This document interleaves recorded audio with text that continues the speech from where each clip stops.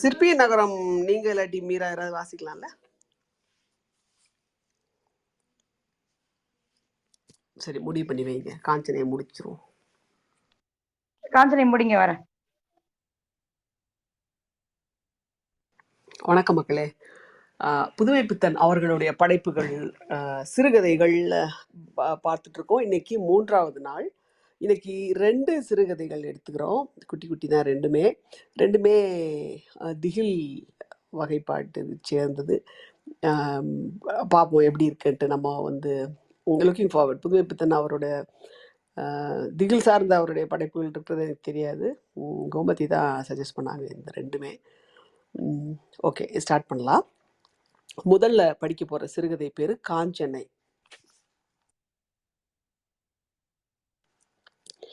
அன்று இரவு முழுவதும் எனக்கு தூக்கம் பிடிக்கவே இல்லை. காரணம் என்னவென்று சொல்ல முடியவில்லை. மனசுக்கு கஷ்டமும் இல்லை, அளவுக்கு மிஞ்சிய இன்பமும் இல்லை. இந்த மாதிரி தூக்கம் பிடிக்காமல் இருக்க எல்லாரையும் அளவுக்கு மிஞ்சிய இன்பமும் இல்லை, இந்த மாதிரி தூக்கம் பிடிக்காமல் இருக்க எல்லாரையும் போலத்தான் நானும். ஆனால் என்னுடைய தொழில் எல்லோருடையதும் போல் அல்ல. நான் கதை எழுதுகிறேன், அதாவது சரடு விட்டு அதை சகிக்கும் பத்திரிகை ஸ்தாபனங்களிலிருந்து பிழைக்கிறவன். என்னுடையது அங்கீகரிக்கப்படும் பொய், அதாவது கடவுள், தர்மம் என்று பல நாம ரூபங்களுடன் உலகின் மெஜாரிட்டியின் அங்கீகாரத்தை பெறுவது. இதற்குத்தான் சிருஷ்டி, கற்பனாலோக சஞ்சாரம் என்றெல்லாம் சொல்லுவார்கள். இந்த மாதிரி பொய் சொல்லுகிறவர்களையே 2வது பிரம்மா என்பார்கள். இந்த நகல் பிரம்ம பரம்பரையில் நான் கடைக்குட்டி. இதையெல்லாம் நினைக்க பெருமையாகத்தான் இருக்கிறது. நாங்கள் உண்டாக்குவது போல் அந்த பிரம்மனின் கைவேலையும் பொய்தானா? நான் பொய்யா? திடீரென்று இந்த வேதாந்த விசாரம் இரவு சுமார் 12 மணி போதுக்கு ஏற்பட்டால் தன்னுடைய ஜீரண சக்தியை பற்றி யாருக்குத்தான் சந்தேகம் தோன்றாது? அட சட் என்று சொல்லிக்கொண்டு எழுந்து உட்கார்ந்தேன். உட்கார்ந்தபடி எட்டினார் போல் மின்சார விளக்கை போடுவதற்கு வாக்காக வீட்டை கட்டி வைத்திருந்தான். போட்டேன்.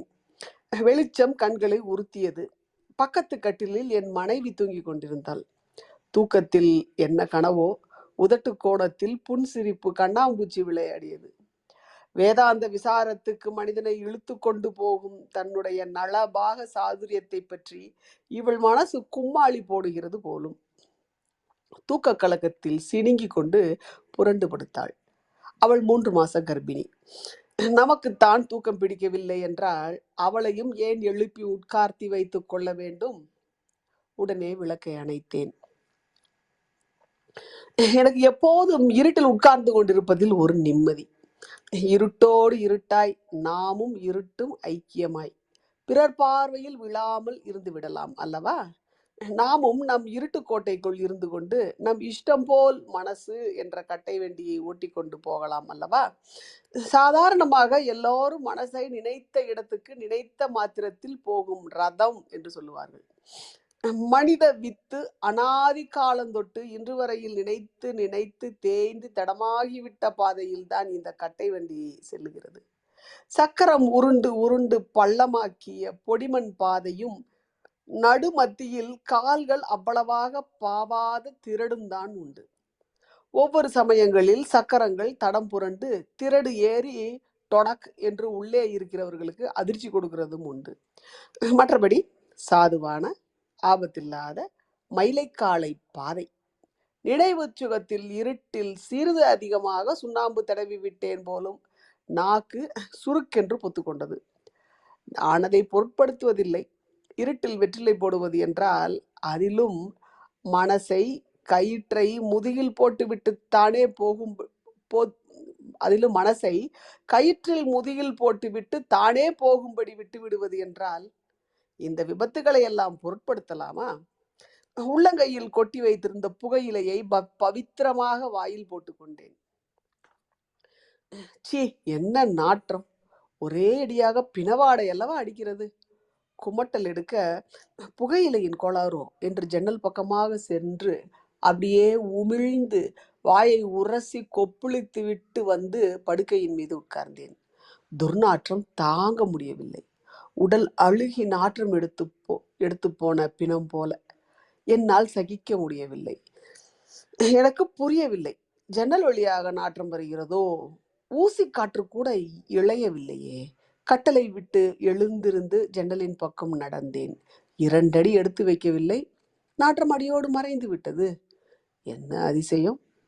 திரும்பவும் கட்டிலுக்கு வந்தேன். மறுபடியும் நாற்றம், அதே துர்க்கந்தம். கட்டிலின் அடியில் ஏதேனும் செத்து கிடக்கிறதோ? விளக்கை ஏற்றினேன். கட்டிலடியில் தூசிதான் தும்மலை வருவித்தது. எழுந்து உடம்பை தட்டி கொண்டு நின்றேன். தும்மல் என் மனைவியை எழுப்பிவிட்டது. என்ன, இன்னுமா உங்களுக்கு உறக்கம் வரவில்லை? மணி என்ன என்று கொட்டாவி விட்டாள். மணி சரியாக 12 அடித்து 1 நிமிஷம் ஆயிற்று. என்ன அதிசயம்! நாற்றம் இப்பொழுது ஒருவித வாசனையாக மாறியது. ஊதுவத்தி வாசனை. அதுவும் மிக மட்டமான ஊதுவத்தி, பிணத்துக்கு பக்கத்தில் ஏற்றி வைப்பது. உனக்கு இங்க ஒரு மாதிரி வாசனை தெரியுதா என்று கேட்டேன். ஒன்றும் இல்லையே என்றாள். சற்று நேரம் மோர்ந்து பார்த்து விட்டு, ஏதோ லேசா ஊதுவத்தி மாதிரி வாசனை வருது, எங்காவது ஏற்றி வைத்திருப்பார்கள், எனக்கு உறக்கம் வருகிறது, விளக்கை அணைத்து விட்டு படுங்கள் என்றாள். விளக்கை அணைத்தேன். லேசாக வாசனை இருந்து கொண்டுதான் இருந்தது. ஜன்னல் அருகில் சென்று எட்டி பார்த்தேன். நட்சத்திர வெளிச்சம்தான். லேசாக வீட்டில் இருந்த ஜன்னல், வாசல் கதவுகள் எல்லாம் படபடவென்று அடித்து கொண்டன. ஒரு வினாடிதான். அப்புறம் நிசப்தம். பூகம்பமோ? நட்சத்திர வெளிச்சத்தில் பழந்தினி வௌவால் ஒன்று தன் அகன்ற தோல் சிறகுகளை விரித்து கொண்டு பறந்து சென்று எதிரில் உள்ள சோலைகளுக்கு அப்பால் மறைந்தது. துர்நாற்றமும் வாசனையும் அடியோடு மறைந்தன. நான் திரும்பி வந்து படுத்துக்கொண்டேன். நான் மறுநாள் விடியற்காலம் தூக்கம் கலைந்து எழுந்திருக்கும் பொழுது காலை முற்பகலாகிவிட்டது. ஜன்னல் வழியாக விழுந்து கிடந்த தினசரி பத்திரிகையை எடுத்துக்கொண்டு வீட்டின் வெளிமுற்றத்திற்கு வந்து பிரம்பு நாற்காலியில் உட்கார்ந்தேன். கிரீச்சிட்டு ஆட்சேபித்து விட்டு அது என்னை சுமந்தது. ராத்திரி பூராவும் தூங்காம இவ்வளவு நேரம் கழித்து எழுந்ததும் அல்லாம இப்படி வந்து உட்கார்ந்து கொண்டால் காப்பி என்னத்துக்கு ஆகும் என்று என் சகதர்மினி பின்பக்கமாக வந்து நின்று உருக்கினாள். ஐக்கிய நாடுகளின் ஜரூர் மிகுந்த எதிர்த்தாக்குதல்கள் தங்குதடை இல்லாமல் முன்னேறி வருவதில் அகப்பட்டு கொண்ட ஜனநாயகத்திலும் உலக சமாதானத்திலும் உறுதி பிறளாத நம்பிக்கை கொண்ட எனக்கு சற்று சிரமமாகத்தான் இருந்தது. அது உன் சமையல் விமர்சையால் வந்த வினை என்று ஒரு பாரிச தாக்குதல் நடத்திவிட்டு எழுந்தேன். உங்களுக்கு பொழுது போகாம என் மேல குத்தம் கண்டுபிடிக்கணும்னு தோணிட்டா வேற என்னத்த பேச போறிய? எல்லாம் நீங்க எழுதுகிற கதையை விட குறைச்சல் இல்லை என்று சொல்லிக்கொண்டே அடுப்பங்கரைக்குள் புகுந்தாள்.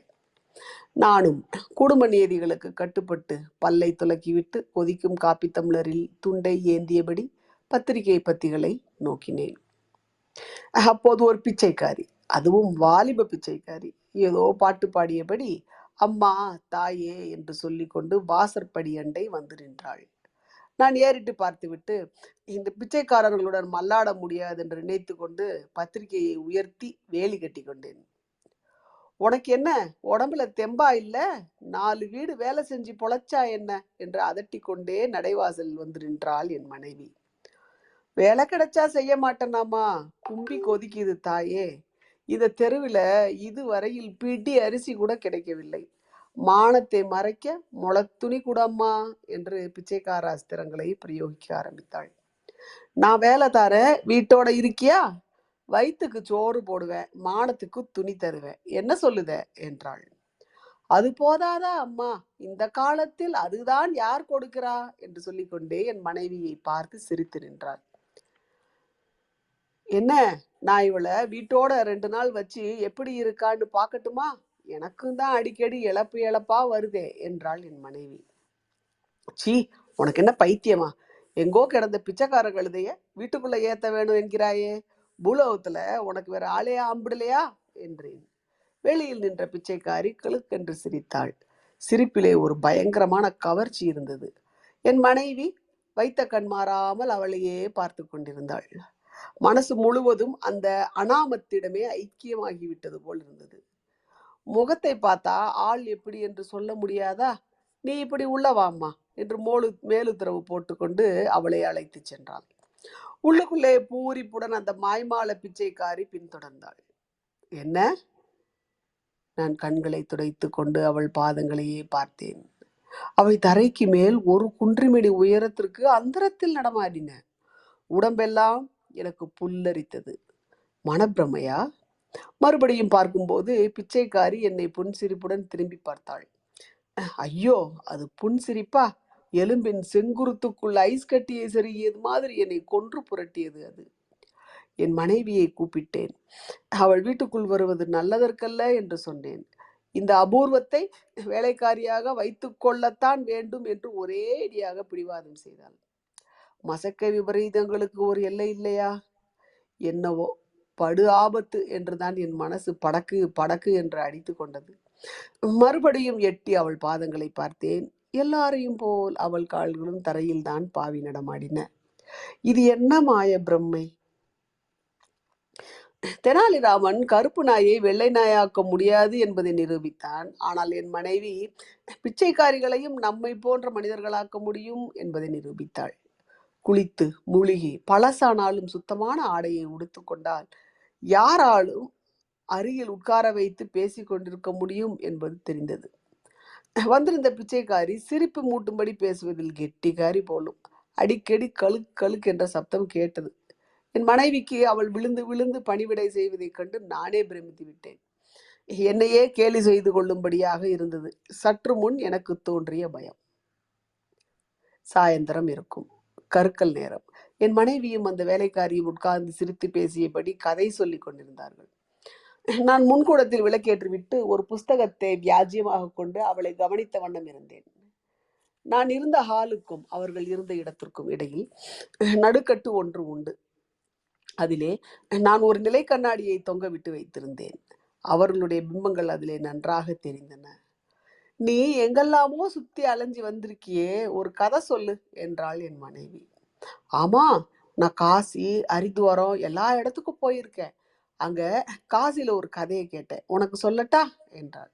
சொல்ல, என்ன கதை என்று கேட்டாள் என் மனைவி.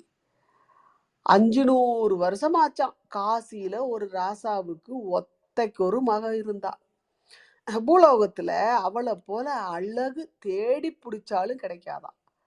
அவளை ராசாவும் எல்லா படிப்பும் படிப்பிச்சாரு.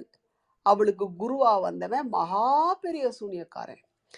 எந்திரம், தந்திரம், மந்திரம் எல்லாம் தெரியும். அவனுக்கு இவ மேல ஒரு கண்ணு. ஆனா இந்த பொண்ணுக்கு மந்திரி மவனை கட்டிக்கிடணும்னு ஆசை. இது அவனுக்கு தெரிஞ்சு போச்சு. யாருக்கு தெரிஞ்சு போச்சு? அந்த குருவுக்கு.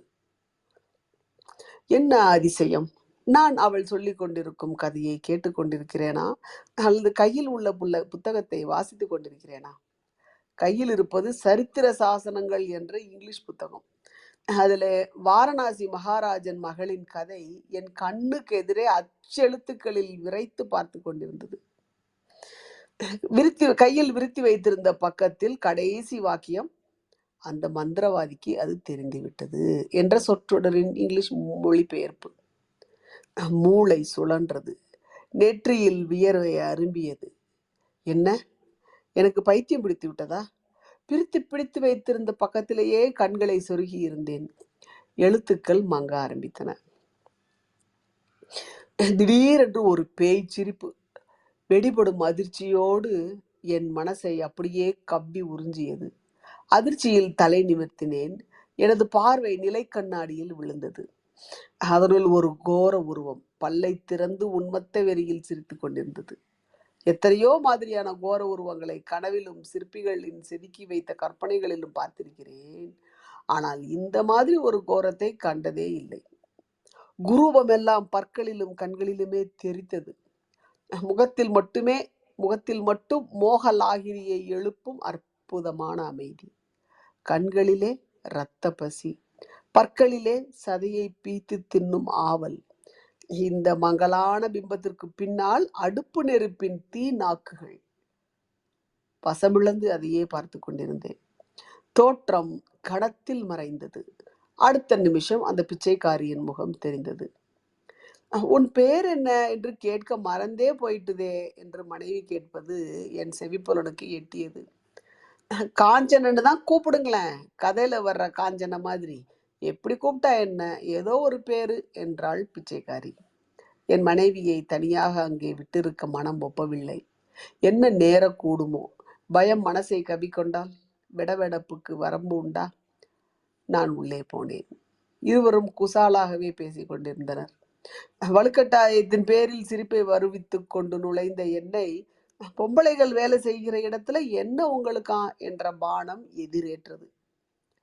காஞ்சனை என்று சொல்லிக் கொண்டவள் குனிந்து எதையோ நறுக்கி கொண்டிருந்தாள். விஷமும் துள்ளும் சிரிப்பு அவளது உதட்டின் கோணத்தில் துள்ளாடியது.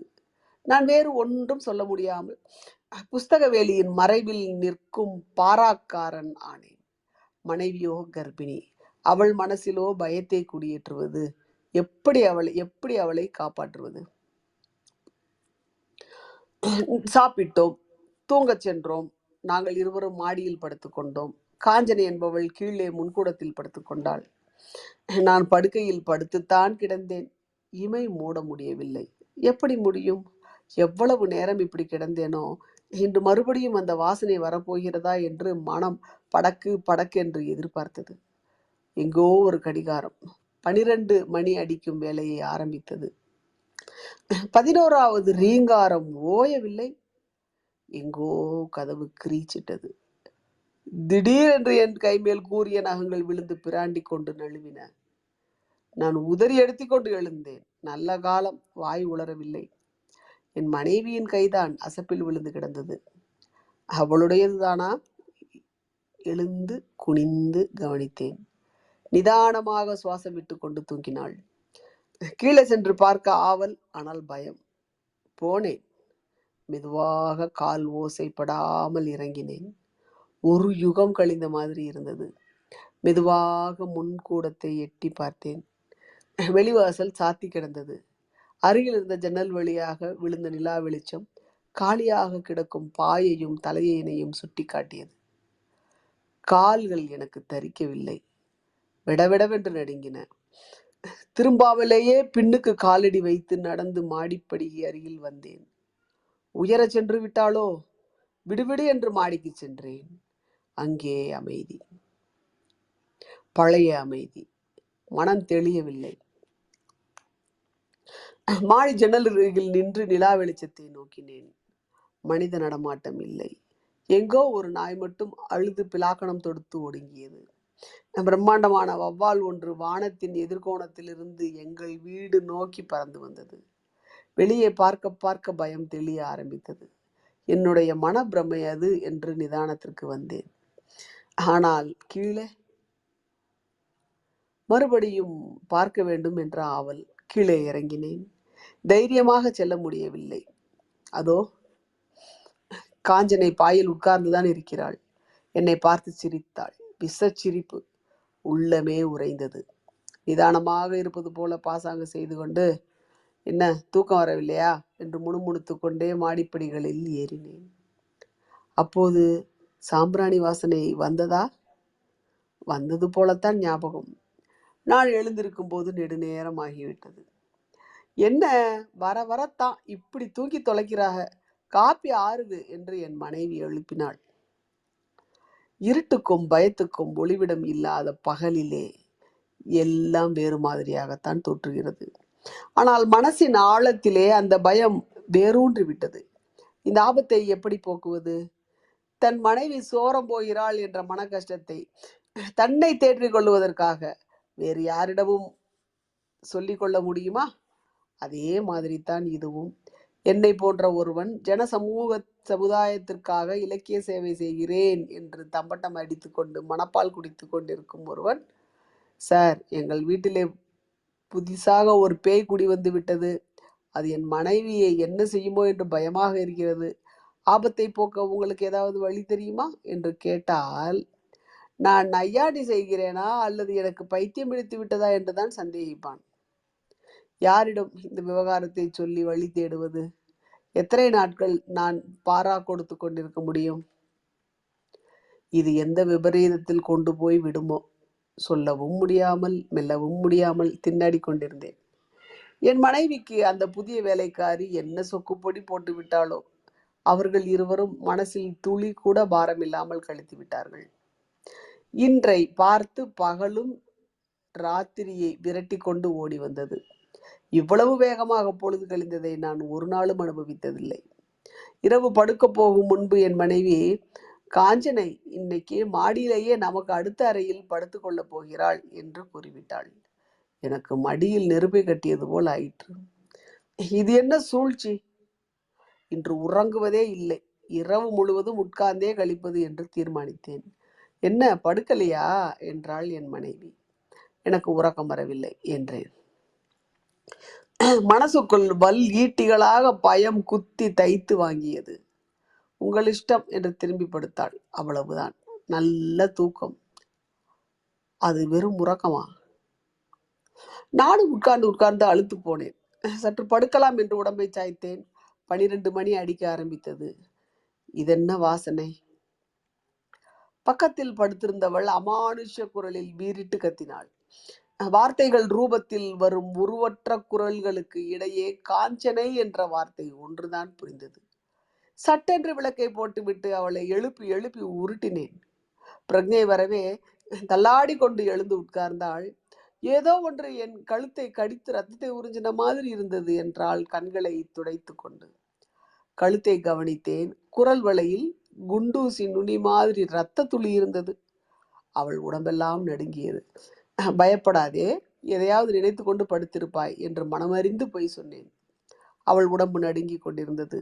மயங்கி படுக்கையில் சரிந்தாள். அதே சமயத்தில் வெளியில் சேமக்கள சப்தம் கேட்டது. கர்ண கொடூரமான குரலில் ஏதோ ஒரு பாட்டு. அதிகார தோரணையிலே காஞ்சனை காஞ்சனை என்ற குரல். என் வீடே கிடுகிடாய்த்து போகும்படியான ஒரு அலறல். கதவுகள் படபடவென்று அடித்து கொண்டன. அப்புறம் ஒரு அமைதி, ஒரு சுடுகாட்டு அமைதி. நான் எழுந்து வெளிவாசலின் பக்கம் எட்டி பார்த்தேன். நடுத்தெருவில் ஒருவன் நின்றிருந்தான். அவனுக்கு என்ன மிடுக்கு? இங்கே வா என்று சமிகை செய்தான். நான் செயலற்ற பாவை போல கீழே இறங்கி சென்றேன். போகும்போது காஞ்சனை இருந்த அறையை பார்க்காமல் இருக்க முடியவில்லை. நான் எதிர்பார்த்தபடியே தான் இருந்தது. அவள் இல்லை. தெருவிற்கு போனேன். அம்மா நெத்தியில இத பூசு, காஞ்சனை இனிமே வரமாட்டா, போ உடனே பூசு, அம்மாவை எழுப்பாத என்றான். விபூதி சுட்டது. நான் அதை கொண்டு வந்து பூசினேன் அவள் நெற்றியில். அது வெறும் விபூதிதானா? எனக்கு சந்தேகமாகவே இருக்கிறது. அவன் கையில் சேமக்களம் இல்லை என்பதும் ஞாபகம் இருக்கிறதே. 3 நாட்கள் கழிந்து விட்டன.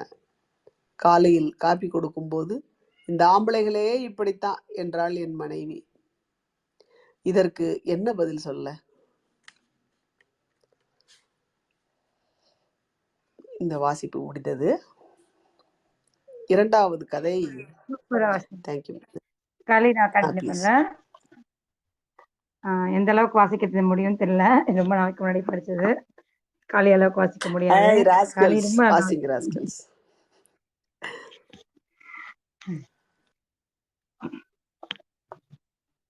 ஓகே, இந்த கதையை டிஸ்கஸ் பண்ணிட்டு போயிடலாமா இல்ல முடிச்சிடலாமா? படிச்சிடலாமா? ஓகே, என்ன செல்வகுமார் சிரிக்கிறீங்க? நான் ராஸ்கல் சொன்னது அவருக்கு அடுத்த கதை. அதனால. ஓகே, அடுத்த கதை சிற்பியின் நரகம். சூரிய அஸ்தமன சமயம் காவிரி பூம்பட்டின துறைமுகத்தில் என்றையும் விட அதிக நெருக்கடி.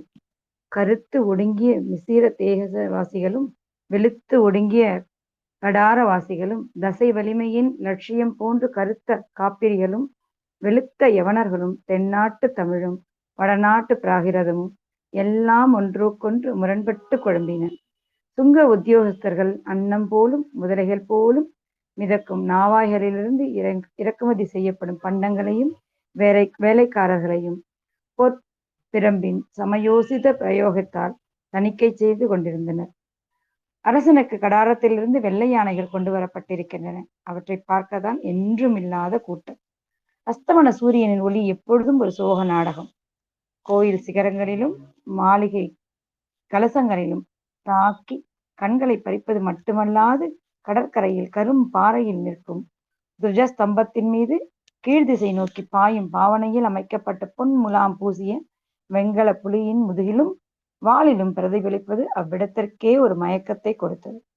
இந்திர விழாவின் சமயத்தில் மக்கள் வசதிக்காக அமைக்கப்பட்ட ஸ்நான கட்டிடத்தின் படிக்கட்டில் பைலார்கஸ் என்ற யவனன் கடலை நோக்கியபடி உட்கார்ந்திருந்தான். நீண்ட போர்வையான அவனது டோகா காற்றில் அசைந்து படபடவென்றடித்தது. சில சமயம் அவனது தாடியையும் கழுத்துடன் இறுக்கி பின்னியது. பெரிய அலைகள் சமயங்களில் அவனது பின்னிய தோல் பாதரட்சையை நனைத்தன. அவ்வளவிற்கு அவன் தேகத்தில் சிறிதளவாவது சலனம் கிடையாது. மனம் ஒன்று லயித்து விட்டால் காற்றுத்தான் என்ன செய்ய முடியும்? அலைதான் என்ன செய்ய முடியும்?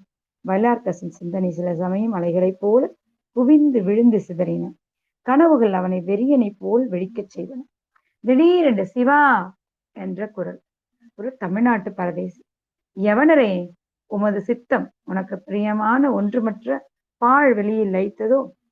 நான் நேற்று சொன்னது உமக்கு பதிந்ததோ? எல்லாம் மூல சக்தியின் திருவிளையாடு. அதன் உருவம் கொல்லி பாவையும் அதுதான், குமரக் கடவுளும் அதுதான். எல்லாம் ஒன்றில் லயித்தார். உனது தத்துவத்திற்கு பதில் ஒரு கிண்ணம் திராட்சை மது எவ்வளவோ மேலானது. அதுவும் சைப்ரஸ் தீவின் திராட்சை. அதோ போகிறானே அந்த காப்பிரியும் ஏதோ கனவை நம்புகிறான். உமது முதல் சூத்திரத்தை ஒப்புக்கொண்டால் உமது கட்டுக்கோப்பில் தவறு கிடையாதுதான். அது எப்படி ஒப்புக்கொள்ள முடியும்? ஒருவனுடைய மன பிராந்திக்கு தகுந்தபடி தத்துவம். எனக்கு அது வேண்டாம். நாலங்காடியில் திரியும் உங்கள் கருநாடிய நங்கையும் மது கிண்ணமும் போதும். சிவசிவா, இந்த ஜைன பிசாசுகள் கூட தேவையில்லை. கபாலி வெறியர்கள் கூட தேவையில்லை. உம்மை யார் இந்த அசட்டு மூட்டையை கட்டிக்கொண்டு உண்மை தேவலை உம்மை யார் இந்த அசட்டு மூட்டையை கட்டிக்கொண்டு யவனத்திலிருந்து வரச் சொன்னது? உம்மை போன்றவர்கள் இருக்கும் இடத்தில் நான் இருந்தால்தான் அர்த்தம் உண்டு. எங்கள் ஜூபிட்டரின் அசட்டுத்தனத்திற்கும் உங்கள் கந்தனின் அசட்டுத்தனத்திற்கும் ஏற்றத்தாழ்வில்லை என்று சிரித்தான் பைலார்கஸ். சிவர் உம்மிடம் பாசத்தை வைத்தான், அதுவும் அவன் விளையாட்டுத்தான் என்று தம் சம்புடத்திலிருந்து விபூதியை நெற்றியில் துலாபாரமாக அணிந்து கொண்டார் பரதேசி. நாலங்காடி பக்கம் போகிறேன், வருகிறீரா என்றார் மீண்டும் அச்சன்னியாசி. ஆமாம், அங்கே போனாலும் சாத்தனை பார்க்கலாம். அவனிடம் பேசுவதில் அர்த்தம் உண்டு. அவனுக்கு தெரியும் சிருஷ்டி ரகசியம். ஓஹோ, அந்த சிலை செய்கிற கிழவனையா? உமக்கு ஏற்ற பைத்தியக்காரன் தான். ஏதேது? அவனே அதோ வருகிறானே என்றார் சாமியார். பைலார்கஸ் எழுந்து அவனை யவன முறையில் வணங்கினான். சாத்தனுக்கு 80 வயதிற்கு தொண்டு கிழவன். ஆனால் வலிமை குன்றவில்லை. கண்களில் தீட்சண்யம் போகவில்லை. பிரம்மன் மனித வடிவம் பெற்றது போல் காணப்பட்டான். அவனும் கை கூப்பி வணங்கி, பைலார்கஸ், உன்னைத்தான் தேடி வந்தேன். வீட்டிற்கு வருகிறாயா? எனது லட்சியம் இன்றுதான் வடிவம் பெற்றது என்று ஒரு குழந்தையின் உற்சாகத்துடன் கூவி அழைத்தான். இவரை தெரியுமா? பாண்டிய நாட்டு உங்கள் பரதேசி. அவர் தத்துவங்களை எல்லாம் என்னில் திரித்து பார்த்தார். பைலார்கஸிடம் முடியுமா என்ற கேலியாக சிரித்தான் யவனன். சுவாமி வரணும் என்று இன்று என் குடிசையில் அமுது படி கழிக்க வேண்டும் என்று பரதேசியை சாஷ்டாங்கமாக நமஸ்கரித்தான் சாத்தன். என்ன நீயுமா என்றான் பைலார்கஸ்.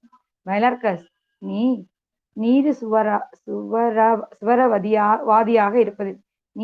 நீரி சுவரவாதியாக இருப்பதில் எனக்கு வருத்தமில்லை. மற்றவரை கேலி செய்யாது. அதற்குத்தான் நான் பிறந்திருக்கிறேன் அப்பா. எனது வேலை அது. சரி, வாருங்கள் போகலாம். அது ஈஸ்வரவாதியாக இருப்பதில் ஈஸ்வரன் இல்லை என்று சொல்லுவது. நீர் ஈஸ்வரவாதி. அதான் நீர் ஈஸ்வரவாதியாகிறது சேர்த்து.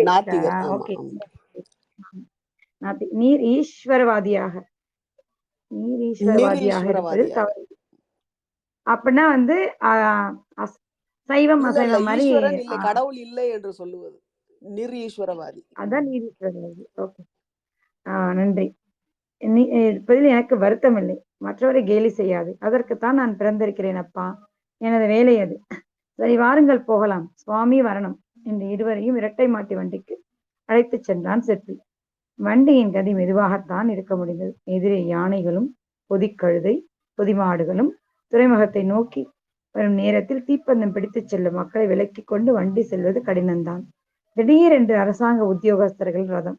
யானை வந்துவிட்டால் தெருவே தூளிப்படும். முரசொலி இருந்து என்ன பயன்? அந்த உப்பு வண்டி ஓட்டிச் செல்லும் பெண் சிறிது தவறினால் ரதத்தின் அடியில்தான். சாத்தனின் வண்டி அதில் முட்டி கொள்ளவிருந்தது. தெய்வச் செயல் என்றான் சாத்தன். ஒன்னு சிருஷ்டி சக்தி என்றான் பைலார்கஸ் வேறு எதையோ நினைத்துக் கொண்டு. பைலார்கஸ், உனது பேச்சு எனது பெருமையை சாந்தி செய்யலாம். நான் எத்தனை நாள் கஷ்டப்பட்டேன், அது உனக்கு தெரியுமா? நீ நேற்று பிறந்தவன். கூத்து, அதில் எவ்வளவு அர்த்தம்! மனிதனுக்கு தெரிந்ததெல்லாம் தெரிய வேண்டுவதெல்லாம் இந்த பிரபஞ்சமே. பைலார்கஸ், நீ நினைப்பது போல் வெறும் பாழ்வெளி அன்று, அர்த்தமற்ற பேய்க்குழப்பம் அன்று. 20 வயசு இருக்கும். அப்போ ஒரு தினம் பாண்டிய நாட்டு போயிருந்தேன். சிற்பத்தை பார்க்க வேண்டுமானால் கொல்லிப்பாவையை பார்க்க வேண்டும். அங்கேதான் ஒரு மறவன் நாகன் ஒரு கூத்தில் அபிநயம் பிடித்தான். அந்த கால் வளைவு, அதை அதிலே பிடித்தேன். உலகத்தின் அர்த்தத்தை ஒவ்வொன்றாக படிப்படியாக வளர்த்தது அந்த மலையத்து நடிகைதான். முகத்தின் சாந்தியை, அந்த அபூர்வமான புன்சிரிப்பை, அர்த்தமற்ற அர்த்தத்தை. பைலார்கஸ், உனக்கென்ன? நீ கேலிக்காரன். உபனிஷத்தில் தேடி அலைந்தேன், இமயத்தில் தேடி அலைந்தேன். சாந்தி அந்த இரவு என் மனைவி அங்கையர்கண் இறந்த அன்று கிட்டியது. பிறகு வெண்கல கலப்பிற்கு என்ன பரீட்சை, என்ன ஏமாற்றம்! ஆசைதான் வழிகாட்டியது. அந்த ரூப சௌந்தரியம் பெறுவதற்கு எத்தனை ஆட்களை தேடினேன். அதன் ஒரு சாயை நீலமலை கொடுங்கோலன் 10 வருடங்களுக்கு முன்பு சிரச்சேதம் செய்யப்பட்டானே, அவனுடைய எடை துவளுதலில் கண்டேன். தெய்வம் ஒன்று உண்டு. அதன் அர்த்தத்தை என் சிலை உணர்த்த முடிந்தது. எனது பூர்வ ஜென்ம பலன். இந்த கைகளால் பின்னால் இருந்து ஒரு அர்த்தமுள்ள வஸ்து தூண்டாவிட்டால் அது சாதிக்க முடியுமா? இந்த கைகளால் பின்னாலிருந்து ஒரு அர்த்தமுள்ள வஸ்து தூண்டாவிட்டால் அதை சாதிக்க முடியுமா? நீதான் சாதித்தாய். நீதான் பிரம்மா. உன் சாதனை தான் அது. சிருஷ்டி. மயங்காது, பயப்படாது. நீதான் பிரம்மா, சிருஷ்டி தெய்வம் என்று பைலார்கஸ் அடுக்கிக் கொண்டே போனான். சாமியார் புன்சிரிப்புடன் வெளியே எட்டி பார்த்து கொண்டிருந்தார். வண்டியும் நாலங்காடையை அடைந்து கீழ் சதுக்கத்தின் வழியாக ஒரு சந்தில் திரும்பி ஒரு வீட்டின் முன்பு நின்றது. மூவரும் இறங்கி வாசற்படியில் ஏறினர். ஒரு யவன பெண் வந்து காலை கழுவினாள். ஒரு காப்பில் மரியாதையாக குனிந்து கலிங்க வஸ்திரத்தினால் துடைத்தான். சுவாமி வரவேண்டும். பைலார்கஸ், இப்படி வா என்று இருவரையும் அழைத்துக் கொண்டு ஒரு அறைக்குள் சென்றான். பார்த்தான். அவன் வயதுக்கு அவ்வளவு துடிதுடிப்பு ஆச்சரியமானதான். மூப்பாங்கோ தீபம் என்று கத்தினான். அந்த காப்பிரி ஒரு கைவிளக்கை எடுத்துக்கொண்டு உள்ளே நுழைந்தான். ஜன்னல் இல்லாத அந்த அறையில் காற்று நூலிழை போல் வந்து உள்ளத்தையும் உடலையும் மயக்கியது. இங்கு கூடவா விளக்கு இல்லை? திரையை ஒதுக்கு. சுவாமி, பைலார்கஸ், இதுதான் என் வாழ்க்கை என்று திரையை ஒதுக்கினார். இருவரும் சம்பித்து நின்றனர்.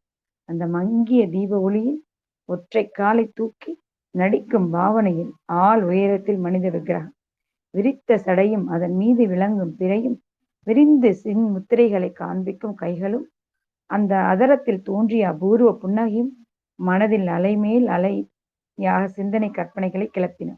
மூவரும் அந்த சிலையே ஆயினர். சிலையின் ஒவ்வொரு வளைவிலும் ஒவ்வொரு அங்கத்திலும் என்ன ஜீவ துடிதுடிப்பு! சன்னியாசி தம்மை அறியாமல் பாட ஆரம்பித்தார்.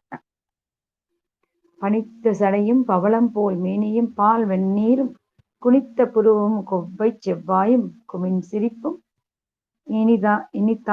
தங்காசிய எடுத்த பொற்பாதமும் காண பெற்றால் மனித பிறவியும் வேண்டுவதே இந்த மாநிலத்தை. சுவாமி, அப்படி சொல்லக்கூடாது சாத்தா. அவர் சொல்லுவதுதான் சரி. இது கலையா? இது சிருஷ்டி.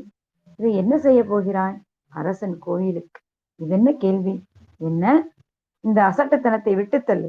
அரசனுடைய அந்த புற நிர்வாண உருவங்களின் பக்கலில் இதை வைத்தாலும் அர்த்தம் உண்டு.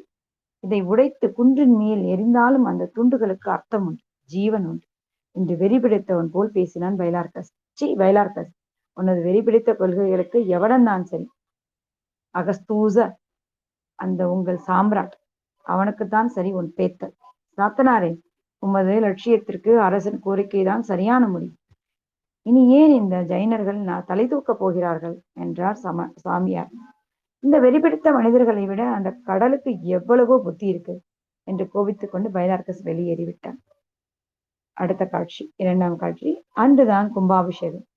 சிலையை பிரதிஷ்டை செய்த தினம். சோழ தேசத்திலேயே அது ஒரு பெரிய களியாட்டம் என்று கூற வேண்டும். சாத்தனுக்கு லட்சியம் நிறைவேறிற்று. அன்று பைலார்கஸ் தனது குதூகலத்தில் பங்கெடுத்துக் கொள்ள உயிரிடல் இல்லையே என்று வருத்தம் சாத்தனுக்கு அதிகம். புதிய கோயிலிலிருந்து வீடு சேரும் பொழுது அர்த்த ஜாமமாகிவிட்டது. வயதின் முதிர்ச்சி அன்றுதான் அவனை சிறிது தளர்த்தியது. சோர்ந்து படுத்தான். அயர்ந்து விட்டான். அப்பா அப்பா, என்ன ஜோதி! அகண்டமான எல்லையற்ற வெளி. அதிலே சாத்தனின் லட்சியம். அந்த அர்த்தமற்ற ஆனால் அர்த்த விருஷ்டிமிக்க ஒரு புன்சிரிப்பு. மெதுவான இருதய தாளத்தில் நடனம். என்ன ஜீவன், என்ன சிருஷ்டி! திடீரென்று எல்லாம் இருண்டது. ஒரே கணித்த இருள். இருதய சூன்யம் போன்ற பாழ் இருட்டு. பிறக்கும் ஒளி. இப்பொழுது தங்கத்தினாலான கோயில். கண்கள் கூசும்படியான பிரகாசம்.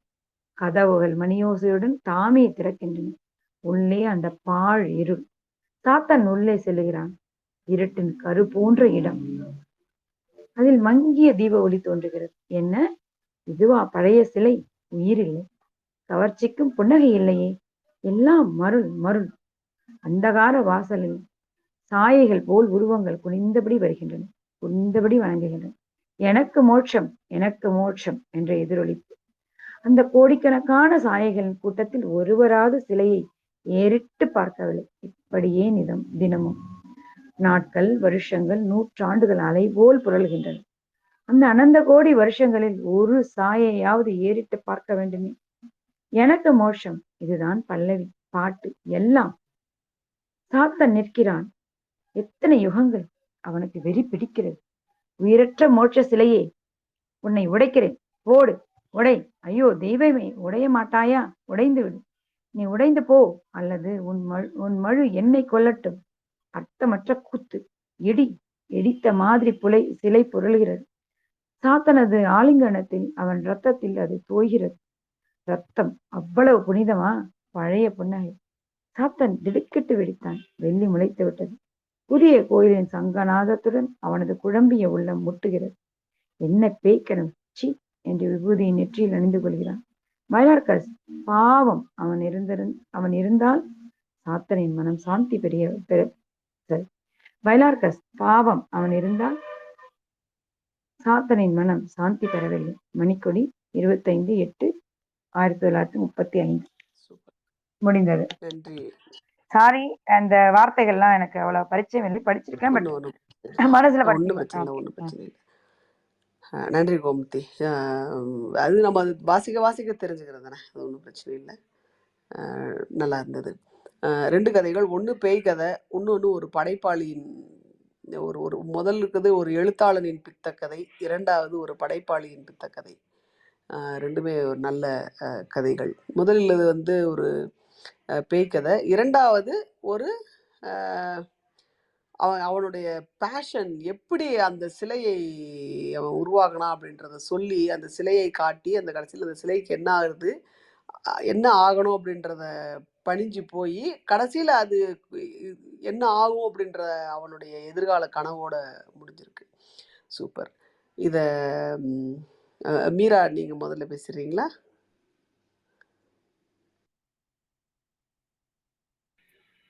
நீங்க 2 பேர் பேசிடுங்களேன். ஓகேம்மா. நான் முதல்ல பேசிடுறேன். இப்போ அடுத்து கோமதி பேசிடட்டும். அப்புறம் வேணா மீரா பேசுங்க. ஓகே. வேற யாராவது நண்பர்கள் வேணும்னா ரிக்வஸ்ட் கொடுங்க மைக்கு. மீன் டைம் நான் பேசிடுறேன். காஞ்சனை ரொம்ப ஒரு அவரோட ஒரு முழு கற்பனையாக இருந்தது. ரொம்ப கற்பனை இது நிறைய இருந்தது. அவருக்கு முதல்ல கால் தரையில் பாவாத மாதிரி தோணுது. அப்புறம் அவருக்கு தரையில் பாவுவதாக தோணுது. அவ சாதாரணமாக சிரிச்சு, ஆக்சுவலி இவரோட ஆங்கிள் இருந்து பார்க்கும்போது அது அத்தனையும் பேய் மாதிரி இருக்கு. பட் கேமராவை வேற ஒரு ஆங்கிளில் மாற்றி வச்சா அது ஒரு பெரிய நகைச்சுவையாக, இவர் பயந்து சாவுறது ஒரு பெரிய நகைச்சுவையாக இருந்திருக்கும் அப்படின்ற தோற்றம் அந்த கதையில் இருந்தது. அது எல்லாமே அவருடைய பிரம்மை மாதிரி. இவருக்கு நடுவில் இவருக்கு மனசுக்குள்ள ஒரு பெரிய போராட்டமே ஆடி முடிச்சிருப்பாரு. ஆனால் இந்த அவங்க ரொம்ப சாவகாசமாக காலையில் காப்பி எடுத்து வந்து இந்த ஆம்பளைங்களே இப்படி தான் அப்படின்ற மாதிரி அவங்க பேசின மாதிரி கதையை முடிச்சிருந்தாரு. ரொம்ப அந்த ஜேனர் எழுதணும்னு, ஏன்னா நிறைய அந்த அந்த அந்த காலத்துக்கும் சரி எந்த காலத்துக்கும் ஒவ்வாத நிறைய மூட பழக்க வழக்கங்களை, கடவுள் அப்படின்ற ஒரு விஷயத்தை, நிறைய கலாச்சாரம் அப்படி இப்படின்னு இருந்த நிறைய விஷயங்களை எள்ளி நகையாடிய எழுத்தாளர் புதுமை பித்தன் அவர்கள். அப்படின்னு இருக்கும்போது அவரே வந்து ஒரு திகில் கதையை எழுதினார் அப்படின்னு சொல்றது, அதுக்குள்ளே எப்படிலாம் அவருடைய மன மன அது என்ன சொல்றது, பிராந்தின்னு சொல்லுவாங்களா, அந்த எப்படி அது நிகழுது அப்படின்றத அந்த கதை முழுக்க அழகா எடுத்துட்டு போயிறாரு. அது தூங்குறாங்க, ஒரு தூக்கம் தானா அது அப்படின்னு ஒவ்வொரு விஷயத்தையுமே சந்தேகிக்கிற ஒரு, மேபி அவருக்கு அந்த சந்தர்ப்பத்தில் அந்த மனநோய் அந்த மாதிரி ஏதாவது கூட இருந்திருக்கலாம். இன்ஃபேக்ட் இந்த சில சமயம் நிறைய இல்லூஷன்ஸ் தோணும். இது வந்து ஒரு ஷார்ட் டைம் உடல்நல குறைவாக கூட இதை நான் சில பேர்கிட்ட நான் பார்த்துருக்கேன். ஒரு ஷார்ட் டைமுக்கு அவங்களுக்கு இந்த ப்ராப்ளம் இருக்கும். இல்லூஷன் ஆக தோணும், இல்லை இது இப்படி இருக்குன்னு தோணும், இல்லை மேலேருந்து யாரோ என் மேலே உட்காந்து இதோ பண்ணுறாங்க, கழுத்து நெரிக்கிறாங்க அப்படின்னு தோணும். விளக்கே இல்லாத ஒரு அறையில் வந்து ஒரு ஓரமாக விளக்கு எரிஞ்சிட்டு இருக்கிற மாதிரி தோணும். இந்த மாதிரி நிறைய விதங்கள் தோணும். அது என்ன அப்படின்னு சொல்லி பார்த்தீங்க அப்படின்னு சொன்னால், அந்த குறிப்பிட்ட சமயத்தில் அந்த அவங்களுக்கான பிரெயின் சம்மந்தப்பட்ட டெஸ்ட் எடுத்து பார்த்தீங்க அப்படின்னு சொன்னால், அந்த கெமிக்கல்ஸில் கொஞ்சம் மாறுபாடு இருக்கிறதாக இருக்கும். அதை சரி பண்ணுறதுக்கு விட்டமின் டியும் ஒமேகா 3 ஃபேட்டி ஆசிட்ஸும் ரொம்பவே ஹெல்ப்ஃபுல்லாக இருந்திருக்கு. இந்த மாதிரி இருந்தவங்க எந்த மருந்து இல்லாத ரொம்ப நாள் கஷ்டப்பட்டுட்டு எல்லாத்தையும் பார்த்து பயந்து கஷ்டப்பட்டுட்டு இருந்தவங்களை வந்து ஒரு வாரம் விட்டமின் டி சப்ளிமெண்ட்டும் ஒமேகா 3 சப்ளிமெண்ட் மட்டுமே கொடுத்து அவங்கள வந்து இந்த விஷயத்துலேருந்து வெளிக்கொண்டு வந்த எபிசோட்ஸும் நான் பார்த்துருக்கேன். அதனால் இந்த கதை எனக்கு ரொம்ப வேடிக்கையானதாக இருந்தது. இரண்டாவது கதை வந்து ஒரு சிற்பியினுடைய கதை. சாத்தன் அப்படின்ற ஒரு சிற்பி. அவர் என்ன இது பண்ணுறாருன்னா, முதல்ல ஒரு 2 கேரக்டர் காட்டுறாங்க. எப்பயுமே ஒரு சில கேரக்டரை எஸ்டாப்ளிஷ் பண்ணுறதுக்கு எக்ஸ்ட்ரா கேரக்டர்ஸ் தேவைப்படும். ஒருத்தர் வந்து சிவன். ஆக்சுவலி அந்த அந்த பண்ண சிலையை எந்த கோயிலில் வச்சாங்க என்னன்னு நமக்கு தெரியாது. பட் நமக்கு அது இந்த ஆசிரியர் சொல்லலை அப்படின்னாலும், அது எந்த கோயிலில் வைக்கப்பட்ட சிலைக்கு முன்கதையாக இது இருக்கக்கூடும் அப்படின்றது நமக்கு தெரியுது இல்லையா. சிவா அப்படின்ற ஒரு குரல், அப்போ ஒரு தமிழ்நாட்டு பரதேசி ஒருத்தர் இருக்காரு. அப்புறம் ஒரு யவனர் ஒருத்தர் வந்து இருக்காரு, பைலாக்ஸ் யவனர் ஒருத்தர் இருக்காரு. அவருடைய குரலாக ஒரு நாத்திகரின் குரல் ஒலிக்குது. நீ ஒரு நிரீஸ்வரவாதி அப்படின்னு சொல்லிட்டு அவரை சொல்றாங்க. நீ ஒரு நாத்திகன், அதனால நீ பேசாம இரு அப்படின்ற, நீ இதை பத்தி பேசாத, எதை பத்தி பேசாத, இவர் பண்ண படைப்பை ஒரு கோயில்ல கொண்டு போய் வைக்கிறத போய் பேசாத அப்படின்ற மாதிரி சொல்றாங்க. ஒருத்தர் கடவுள் நம்பிக்கை இருக்கிற, கடவுளை இது வழிபடுற ஒரு பரதேசி, ஒருத்தர் வந்து நாத்திகவாதி, இந்த சாத்தன் வந்து படைப்பாளி. இவர் வந்து சாத்தன் எப்படி அந்த சிருஷ்டிக்கிறத வந்து எப்படி பண்றாரு அப்படின்றத பண்றாரு. எங்கெங்க இருந்து எந்தெந்த விஷயத்த அந்த சிலைக்கு எடுத்தேன் அப்படின்றத ஒரு வெறி பிடித்த ஒரு பேஷனேட்னு சொல்லணும், அந்த மாதிரி ஒரு பேஷனோட அவர் சொல்றாரு. அங்க ஒரு கொல்லிப்பாவையை பார்க்கணும். கொல்லிப்பாவை பார்க்க போயிருந்தப்போ அங்கே ஒரு மறவன் இருந்தான், ஒரு நாகன். அந்த கூத்துல ஒரு பர்டிகுலராக கால் வளைவு வளைச்சி வச்சான். அந்த அபிநயத்தில் அந்த கால் வளைவை மட்டும் நான் எடுத்துக்கிட்டேன். மொத்த அபிநயத்தை எடுத்துக்கிட்டேன்னா நான் அப்படி எடுத்துக்கல, அதை மட்டும் எடுத்துக்கிட்டேன். அதுலதான் உலகத்தினுடைய அர்த்தமே இருக்கு. ஒரு நடிகையினுடைய முகத்தில் இருந்த சாந்திய, அந்த அபூர்வமான புன்னகைய நான் இதுக்கு எடுத்துக்கிட்டேன். அப்புறம் இன்னொரு சொல்றாரு, ஒரு நீலமலை கொடுங்கோலன்னு ஒரு ஒரு ஒரு ஒரு ஒருத்தன் இருக்கிறான். அவன் வந்து சிரச்சேதம் செய்யப்படுறான். அந்த அ அந்த கொடுங்கோலன் வந்து சிரச்சேதம் செய்யப்படுறான். அவனை சிரச்சேதம் செய்யப்பட்டதை இவன் நேர்ல பார்க்குறான். அந்த சிரச்சேதம் சேதம் செய்யப்பட்டபோது, அவனுடைய தலை வெட்டப்பட்ட உடனே அவனுடைய இடை ஒரு விதமாக துவளுது. அந்த இடை துவளுதல இந்த சிலைக்கு நான் எடுத்துக்கிட்டேன் அப்படின்றதையும், அந்த இடை துவளுதல இந்த சிலையினுடைய வளைவுக்கு எடுத்துக்கிறேன் அப்படின்றதையும் சொல்றான். இத்தனை இத்தனை இடங்கள்ல இருந்து நான் எடுத்து வச்சு பண்ண சிலை அப்படின்னா, இந்த சிலைய பார்த்த உடனே நமக்கு தெரியுது அது சிதம்பரம் நடராஜர் கோயில் அந்த அந்த ஆடுற ஒரு காலை தூக்கி ஆடுற அந்த சிலையாக தெரியுது. இது எந்த காலகட்டம் என்ன எதுவுமே சொல்லல. இது வந்து முற்கால சோழர்களின் காலகட்டமாக இருக்கலாம் அப்படின்றது தான். அப்புறம் அதுல வந்து முத்திரைகள் இது அத்தனை பத்தியும் சொல்றாங்க. எப்படி ஒரு ஜீவ துடிப்பு அப்படின்னு சொல்லிட்டு சன்னியாசி வந்து பாட ஆரம்பிக்கிறாரு. குனித்த புருவமும் கொவ்வை செவ்வாயில் குமின் சிரிப்பும் அந்த பாட்டு தான் கொஞ்சம் மாடிஃபை பண்ணி இங்கே அந்த சன்னியாசி பாடுறதாக அதில் வைக்கப்பட்டிருக்கு. சரி இதை நீ என்ன பண்ண போற அப்படின்னு கேட்குறாரு. இவரால் வந்து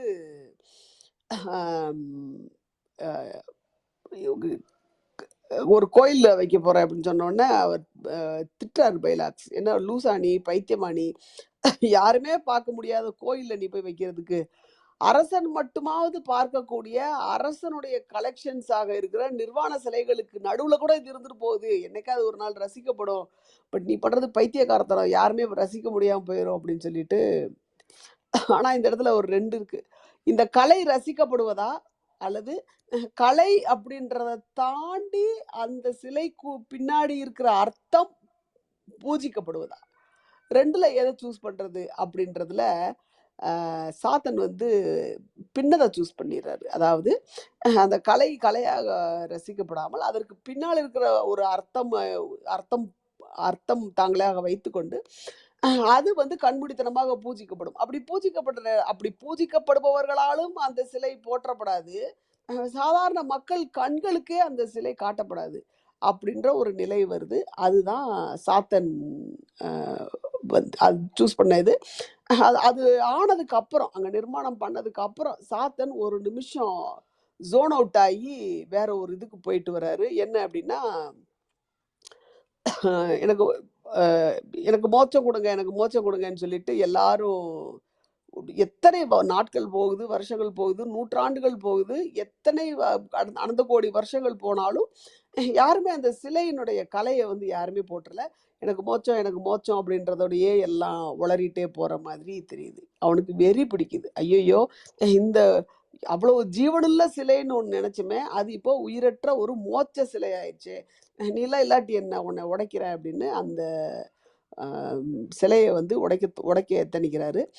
அதுல இருந்து அவர் டக்குன்னு விழிச்சிடுறாரு. அது அவருக்கு ஒரு இது ஒரு பேய் கனவா இருக்கே அப்படின்னு சொல்லிட்டு விபூதியை நெற்றியில அணிஞ்சுக்கிறாரு. பைலாக்ஸ் இல்லை அப்படின்னு ஒரு இது இல்லைன்றது முதல்ல ஒரு சொல்லியிருக்காங்க. அவருக்கு என்ன ஆச்சு, அவர் இறந்துட்டாரா இல்ல ஊரை விட்டு போயிட்டாரா அப்படின்றது தெரியல. நடுவுல ஒரு ஒரு ஒரு உயிருடன் இல்ல இறந்து ஆமா விட்டார். பைலாக்ஸ் அப்ப அதுதான் அவரை கொன்னு இருப்பாங்க அப்படிங்கிறது கூட ஒரு இருக்கலாம். ஒரு ஆமா. அப்போ இவர் வந்து ஐயோ பைலாக்ஸ் பாவம் அப்படின்னு நினைச்சிட்டு அவர் சொல்றாரு. ஏன்னா இதை இதைத்தான் அவன் சொல்ல வந்தான். இதை அவன் சொல்ல வந்த போது இவன் அவனை கடுமையா திட்டான். இதெல்லாம் நீ கிரேக்கத்துல தான் வச்சுக்கணும், கிரேக்கத்துல தான் இதெல்லாம் செல்லுபடி ஆகுமே ஒழிய இங்க கிடையாது அப்படின்ற மாதிரி திட்டிடுறான். பட் அதுக்கப்புறம் அவன் ரியலைஸ் பண்றான் பைலாக்ஸ் பாவம். மேபி அப்படி ரியலைஸ் பண்ணதுக்கு, அதாவது இந்த சிலை ஒரு சிலையின் பின்னாடி இருக்கிற அர்த்தம்ன்றது வெற்று அப்படின்றத இந்த படைப்பாளி ரியலைஸ் பண்ணதுக்கு பைலாக்ஸினுடைய மரணம் கூட காரணமாக இருந்திருக்கலாம்.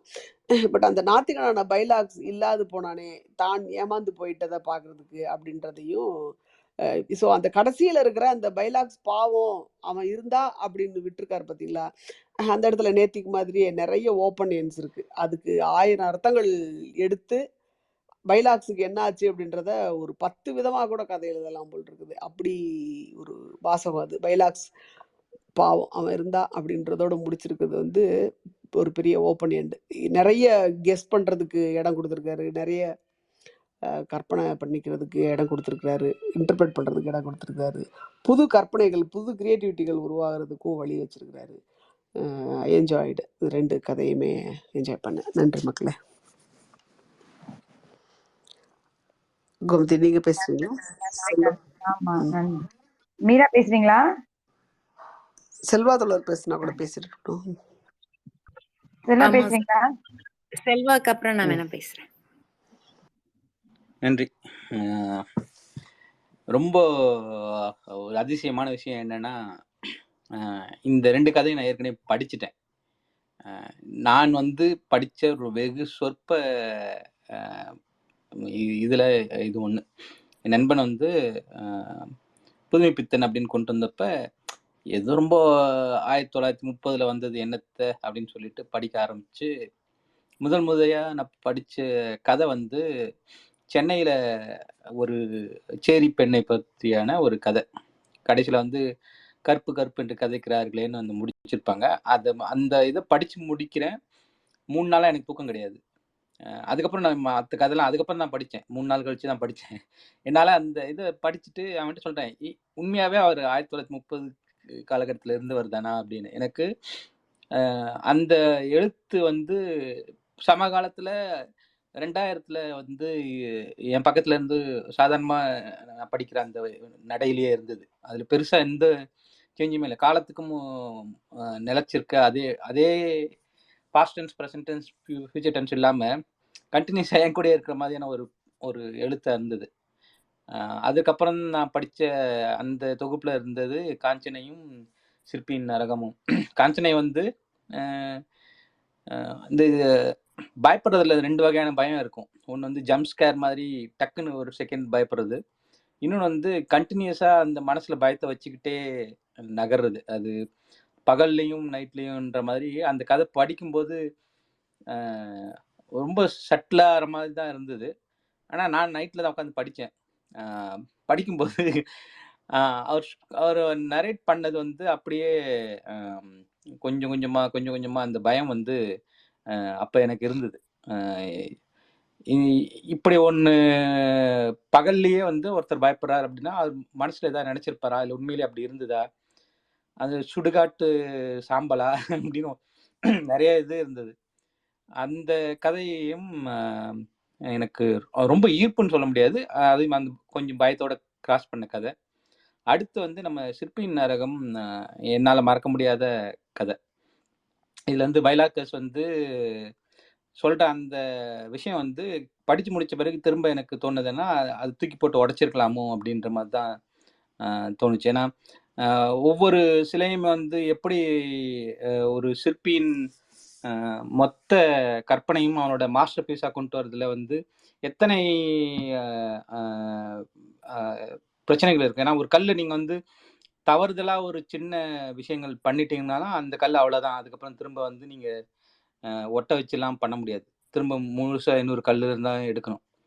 அதனால வந்து அதை செதுக்குறது வந்து நம்ம சொல்லுவோம், அது பார்த்து வந்து நான் செதுக்கி வச்சது அப்படின்னு சொல்லுவாங்க. அதுக்கு காரணம் என்னன்னா ஒவ்வொரு செகண்டும் அது உள்ள என்ன இருக்கும், அதை எப்படி நம்ம செதுக்கணுன்றத அந்த மொத்தமும் வந்து அவனோட மனசுக்குள்ள இருந்தா மட்டும்தான் அதை சரியா கொண்டு வர முடியும். திண்டுக்கல் பக்கத்துலன்னு நினைக்கிறேன், சரியா தெரியல, தாடிக்கொம்பு அப்படின்ற ஒரு இடத்துல ஒரு கோயில் இருக்கு. ரதி மன்மதன் சிலையெல்லாம் அங்க இருக்குன்னு நினைக்கிறேன். அங்க அந்த இடத்துல பார்த்தோம்னா அவ்வளவு தத்ரூபமா இருக்கும் அந்த சிலையை. அது வந்து வெளிப்படையா வெளியே தெரியுது. நான் அந்த சிலையை பார்க்கும்போது எனக்கு ஞாபகம் வந்தது சிற்பியின் நரகம் தான். இந்த மாதிரியாவது வெளியே தெரிகிற மாதிரி இருக்கலாம் அப்படின்னு. ஏன்னா வந்து ஒவ்வொருத்தனோட அந்த கற்பனை வந்து எங்கெங்கெல்லாம் இருந்து வருது அப்படின்றத வந்து காளிமி அமைப்பு சொன்னாங்க. அவன் வந்து எந்தெந்த இடத்துல இருந்து எந்தெந்த பாவனையை வந்து சிலைக்கு கொண்டு வந்திருக்கான். அந்த சாகரப்ப ஒரு சிலை சாதனை செய்யும்போது இடுப்பு கிட்டத்தட்ட ஒடிஞ்சு கீழே விழுகிற மாதிரியான விஷயத்துல அந்த நெளிவை வந்து இந்த சிலைக்கு கொண்டு வந்திருக்கான் அப்படின்னு எல்லா இடங்களையும் வந்து அவன் வந்து வாழ்க்கையோட மொத்த ஒரு வேலையுமே வந்து அவனோட மாஸ்டர் பீஸாக வந்து மொத்த லைஃப் டைமே அந்த அந்த சிலையில செதுக்கி கொண்டு வந்திருக்கான். இதில் எனக்கு ஒரு விஷயம் என்னவா தோணுச்சுன்னா, நார்மலாக வந்து இந்த சிற்பம் செதுக்கிறது வந்து இருட்டறையில் வச்சுட்டுலாம் செய்ய மாட்டாங்க, ஓப்பனாக தான் செய்வாங்கன்னு நான் நினைக்கிறேன். எனக்கு சரியா தெரியல. ஆனால் வந்து இதில் என்ன வந்திருக்குதுன்னா வந்து ஒரு இருட்டறையில் அவனுக்காகவே வந்து அவனோட மொத்த லைஃப் டைமோட இதையும் வந்து பார்த்து பார்த்து செதுக்கியிருக்கான். அதை அவனோட நண்பர்களுக்கு வந்து காட்ட வந்திருக்கான். அந்த நண்பர்களில் வந்து பைலார்கஸ் வந்து ரொம்ப இந்த கலையை வந்து மதிக்கிற அந்த அவனோட நண்பனாகவும் இருந்திருக்கான் அப்படின்றது அதில் தெரியுது. அந்த கதைக்கு அப்புறம் ஒவ்வொரு தடவையும் அப்போ வந்து நான் வந்து கடல் நம்பிக்கையாளனதாக இருந்தேன். ஒவ்வொரு தடவையும் கோவிலுக்கு போகும்போதும் எனக்கு வந்து அந்த தீபாராதனை காட்டுறேன்னு சொல்லிட்டு அந்த காமிக்கும் போதும் நான் இப்படி ஒரு சிற்பி வந்து இதுக்குள்ளே இருக்கானேன்ற ஒரு இது தோணும் ஒரு செகண்டு. இந்த கதை வந்து எப்படி வந்து ஒரு கலையை வந்து சொசைட்டியில் ஏதோ ஒரு நிர்பந்தத்தின் மூலம் அதை வந்து கடைசி வரைக்கும் யாரும் அதோட ரீசன் எதுக்காக உருவாக்கப்பட்டதோ அதுக்கான அர்த்தத்துக்கு இல்லாமல் வேற எதுக்கோ வந்து பயன்படுத்துகிற மாதிரியான விஷயங்கள் வந்து நிற்குது. நான் இந்த 2 கதையும் நீங்கள் படித்தது எனக்கு ஹாப்பி. ஏன்னா எனக்கு தெரிஞ்சு நான் படித்த அந்த சில கதைகள்ல 2ம் இன்னைக்கே வந்தது ரொம்ப சந்தோஷமா இருக்கு. நன்றி. நன்றி செல்வா தோழர். கோமதி.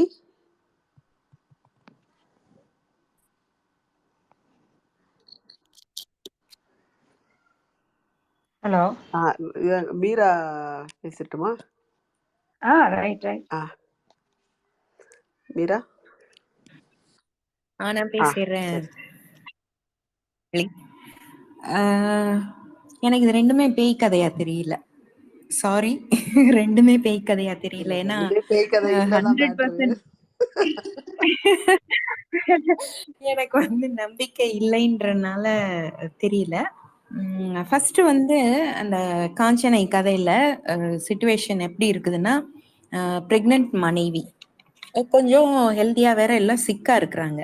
அது ஏன் தெரில, எல்லா மனைவிகளுமே சிக்காவே இருக்கிறாங்க. நேற்று வாசிச்ச கதையிலையும் ஒரே சிக்கு மனைவி. இன்னைக்கும் இவங்க வந்து பிரெக்னென்ட் சிக்கா இருக்காங்க. இவர் வந்து எப்படின்னா ஒரு கதை எழுதுறவர்.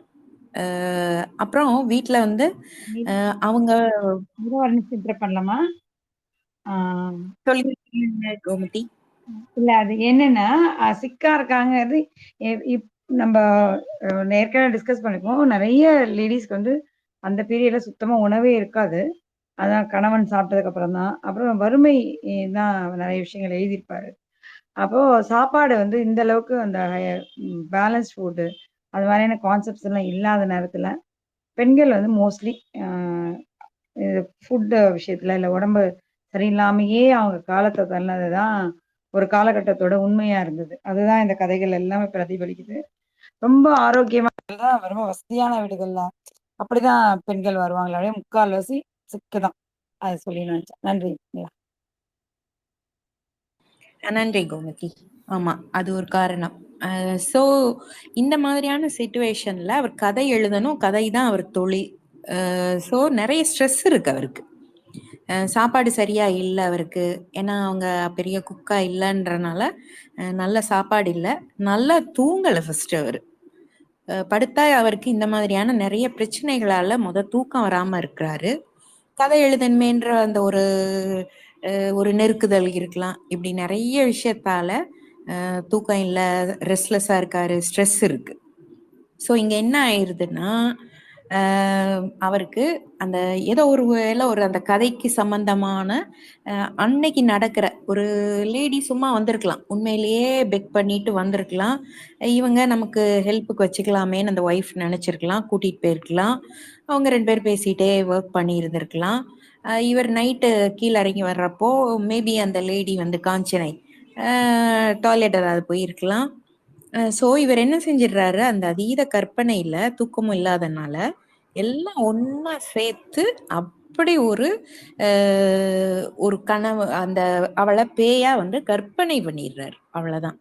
ஏன்னா இதுல அதே கிளிஷேயா நிறைய வருது. நாற்றம் இருக்கு, ஊதுபத்தி வாசனை, 12 மணி கரெக்டா, ரொம்ப அழகானவளா இருக்கா, கால் தரையில படல, கண்ணாடியில பார்த்தா பேயா தெரியுறா, அப்படின்றதெல்லாம் அந்த ரத்தம் குடிக்கிற டிராக்குலா எல்லாமே பார்த்தா சாதாரண நடந்த ஒரு நிகழ்வை இவர் அதீத கற்பனையில இருந்த ஸ்ட்ரெஸ்ல கொஞ்சம் ஹலூசினேஷனும் சேர்த்து ஒரு பேயா கற்பனை பண்ணிட்டார். அப்படிதான் எனக்கு தோணுது.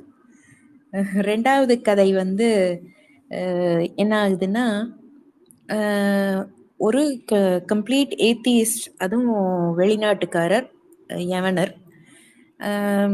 அவர் இருக்காரு. அதுக்கு அடுத்து அந்த சாத்தன், அவர் ஒரு படைப்பாளி, அப்புறம் ஒரு சைவ சந்நியாசி. ஸோ அந்த இடத்துல கிளாஷ் ஆஃப் இது நடக்குது. அந்த ரிலிஜன்ஸுக்குள்ள ஒரு கிளாஷ் நடக்குது. ஏன்னா ஏத்தியிஸ்ட் அவன் ஜூபிட்டரை கூட அவங்க இதுல இருக்கிற அந்த கடவுள் ஜூபிட்டரை கூட கேலி தான் பண்றான். சன்னியாசி அவன் ஐயோ அப்படின்னு கபாலி நம்பிக்கை இருக்கிறவங்க, அந்த இன்னொன்னு ஒரு சமணர், இந்த பேய்களெல்லாம் விட நீ ரொம்ப கொடூரமா இருக்கியே அப்படின்னு அந்த சன்னியாசி சொல்றதாகட்டும். ஸோ அவர் மத நம்பிக்கை உள்ளவர், இவன் இல்லாதவன்.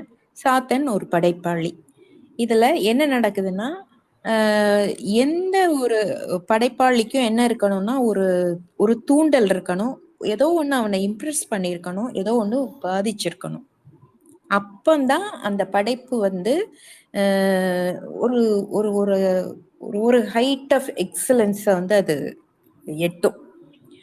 ஸோ இவனுக்கு, சாத்தனுக்கு தன்னுடைய படைப்பின் மேலையும் தன் திறமையின் மேலையும் ரொம்ப ஒரு நம்பிக்கையும் அதீத ஒரு ஒரு ஒரு கர்வம் கூட இருந்திருக்கலாம். அந்த இதுல தான் ஒரு படைப்பை பண்ணிடுறான். படைப்பை பண்ணிட்டு எனக்கு அந்த கடவுள் இதால எனக்கு அனுகிரகத்தால நான் படைத்தேன் அப்படின்றப்போ பைலார்கஸ் அவனை கேலி பண்றான். இது உன்னோட திறமை, நீ பண்ணியிருக்க, நீ ஏன் கடவுளுக்கெல்லாம் போய் அந்த பெருமையை கொடுக்குற, நீதான் பண்ணிருக்கப்பா அப்படின்னு சொல்லி அவனை சொல்றான். ஆனா அந்த நேரத்துல அது அவனுக்கு அது புரியல. இன்னொன்னும் படைப்பாளிக்கு என்னன்னா, ஒரு 100% அவன் பண்ணதுல ஒரு திருப்தி எந்த ஒரு படைப்பாளிக்குமே வராது. மற்றவங்களுக்கு அது பெர்ஃபெக்டா தெரிஞ்சா கூட இந்த இடத்துல கொஞ்சம் இப்படி எழுதியிருக்கலாமோ, இதை இப்படி பண்ணியிருக்கலாமோ அப்படின்னு அவனுக்கு ஒரு ஒரு இது இருந்துகிட்டே தான் இருக்கும் எந்த ஒரு படைப்பாளிக்கும். ஸோ இதை இப்படி இருக்கிறப்போ இதை சாமியா கொண்டு போய் கோயிலுக்குள்ள வச்சிடுறாங்க. அவன் பண்ண அந்த சிலைய கோயிலுக்குள்ள வச்சிடுறாங்க. அங்க பார்த்தா அந்த சிலையின் நுணுக்கங்கள் ரசிப்பதற்கு பதில் அது கடவுளா பார்த்து கும்பிட்டுக்கிட்டு போயிட்டு இருக்காங்க எல்லாரும். ஸோ என்ன ஆகுதுன்னா, அதே மாதிரி திரும்பியும் ஒரு படைப்பாளிக்கு தன்னுடைய படைப்பை மற்றவர்கள் ரசித்து அதுக்கு கிடைக்கக்கூடிய அந்த பாராட்டு அப்படிங்கிறது ரொம்ப முக்கியம். ஆனா இங்க என்ன நடக்குது, அப்படியே ஆப்போசிட்டா. அதனாலதான் பைலார்கஸ் முதல்லயே சொல்லுவான், ஐயோ கோயிலுக்குள்ள கொண்டு வைக்காத, இதை கொண்டு போய் ஒரு ராஜாவோட இதுலயாவது கொடு அப்படின்வான். ஏன்னா அது ரசிக்கப்படும். சோ இங்க ரசிக்காம அது சாமியாக்கி வச்சிடுறாங்க. அந்த ரசனையே இல்லை, தனக்கு பாராட்டுமே இல்லை அப்படின்றப்ப, ஏன்னா எல்லாரும் சாமியை மாத்திரம் பார்த்துட்டு போயிடுறாங்க, சாமிகிட்ட வேண்டுறாங்க, அந்த மாதிரி போயிடுறாங்க. யாரும் அந்த சிலையில இருக்கிற அந்த நுணுக்கத்தை, இவனுடைய திறமையை யாருமே சொல்லல. ஸோ அந்த பாராட்டே இல்லைன்றது இவனுக்கு என்ன ஆயிடுதுன்னா, தூக்கத்துல கூட அது துரத்திட்டு வருது. தன்னோட படைப்பு இப்படி ஆயிடுச்சோ அப்படின்றனாலதான் அவன் அந்த மாதிரியான ஒரு கனவை கண்டுடுறான். அந்த கடைசியில அந்த அவன் நினைக்கிறான்ல, புரிஞ்சிருது அவனுக்கு. புரியுதா இல்லாட்டி அவனுக்கு அது பைலார்கஸ் சொன்னதோட அந்த கருத்தை அவன் அக்செப்ட் பண்ற நிலைமைக்கு வந்துட்டானான்னு தெரியல. நல்லவேளை பைலார்கஸ் இப்ப இல்ல. ஏன்னா அவன் சொன்னது அவனுக்கு அந்த இது இப்ப புரியுது. அதனாலதான் அவன் இப்ப இல்ல, இருந்தா நம்ம கேலி பண்ணியிருப்பானோ. ஏன்னா இவனும் அதே ஒரு தாட்டுக்கு வந்துடுறான். ஸோ கடவுள்னு இல்லை, அது என் திறமை தான், அது படைக்கல, அது பாராட்ட பெறல, எனக்கு இது இப்படி ஆகுது அப்படின்ற ஒரு வேலை பைலார்கஸோடைய வேவ் லென்த்துக்கு இவன் வந்தனால நல்ல வேலை அவன் இல்லை, இருந்தா இவன் இன்னும் எவ்வளவு கேலி பண்ணியிருப்பான் அப்படின்னு நினைச்சானோ என்னமோ. இதுதான் எனக்கு தோன்றியது காளி. சிறப்பு மீரா, சிறப்பு சிறப்பு. ஆக்சுவலி அந்த முதல் கதையில நான் வேற ஒரு இன்டர்பிரிட்டேஷனும் வச்சிருக்கேன். அதை இன்னொரு நாள் சொல்றேன். சூப்பர். கோம்ஸ், நீங்க பேசுறீங்களா? கண்டிப்பா. தேங்க்யூ. ஆக்சுவலா செல்வகுமார் சொன்ன மாதிரி தான். இது ஃபர்ஸ்ட் அது படிக்கும் பொழுது அந்த முடிவு தெரியாம ஃபர்ஸ்ட் படிக்கும் பொழுது ஐயோ இதுனா பேயை நம்பிட்டு இருக்கிறாரேன்னு தோணும். ஆனா பட் எல்லாமே முன்னுக்கு பின்ன முரணா முன்னுக்கு பின்ன முரணா இருக்கும். கடைசியா கூட அந்த எவனோ ஒருத்தன் வந்து கூப்பிடுறான், அவன் வந்து என்ன ஒரு அதிகார தோரணை மிடுக்கா கூப்பிடுறான் அப்படிலாம் இருக்கும். திரும்ப அந்த விபூதி கையில வாங்கிட்டு வந்து சூடா இருக்குது அப்படின்னு ஃபீல் பண்ணும்பொழுது அவன் கையில சேமக்கலம் இல்லையே அப்படின்னு சொல்லுவான்.